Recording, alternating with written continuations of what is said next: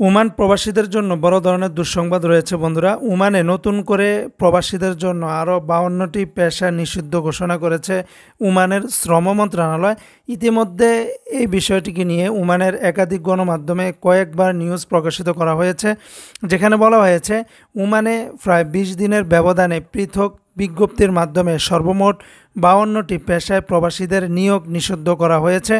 দুটি বিজ্ঞপ্তির প্রথমটি দেওয়া হয়েছে গত 11ই আগস্ট। শ্রম আইনের অধীনে জারিকৃত ওই সিদ্ধান্তে নির্মাণ, সেবা এবং ব্যবসায়িক খাতের মোট 13 পেশায় আগামী 6 মাস আর প্রবাসীদের নিয়োগ করা যাবে না বলে উল্লেখ করা হয়েছিল। দ্বিতীয় ঘোষণাটি আসে চলতি মাসের অর্থাৎ এই সেপ্টেম্বর মাসের প্রথম দিনেই, যেখানে বলা হয়েছিল ইলেকট্রিক্যাল এবং মেকানিক্যাল এবং টেকনিশিয়ান বা হোটেল রিসেপশন ম্যানেজার বা sales representative, labour supervisor, tourist বা ট্রাভেল এজেন্ট সহ আরও 39টি পেশায় বিধিনিষেধ যুক্ত করে শ্রম মন্ত্রণালয়।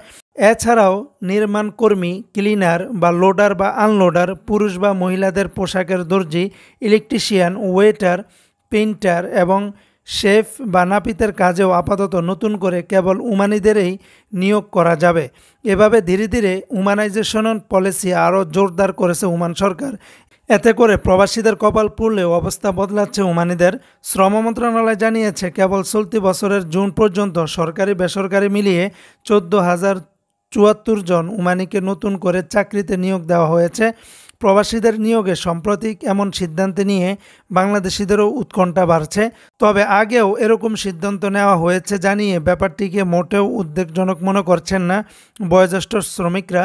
তাদের মতে, যেহেতু এসব খাতে বাংলাদেশিদের ভিসা চালু নেই, তাই বাংলাদেশিদের এই সিদ্ধান্ত খুব বেশি লাভ ক্ষতি হচ্ছে না। বন্ধুরা, আপনারা জানেন যে সমস্ত পেশায় বর্তমানে প্রবাসীদেরকে এখানে নিষিদ্ধ করা হচ্ছে, এ সমস্ত খাতে বেশিরভাগ ওমানিরা কখনোই কিন্তু কাজ করেন না বা ভবিষ্যতেও তারা করবেন না। এক্ষেত্রে আমাদের বাংলাদেশি প্রবাসীরাই কিন্তু বেশিরভাগ সময় এ সমস্ত কাজে বা পেশায় কাজ করে থাকেন। তাই এই বিষয়টিকে নিয়ে আপনারা এত চিন্তার কোনো কারণ নেই। তবে আস্তে আস্তে ধীরে ধীরে এটা খুবই স্বাভাবিক হয়ে আসবে।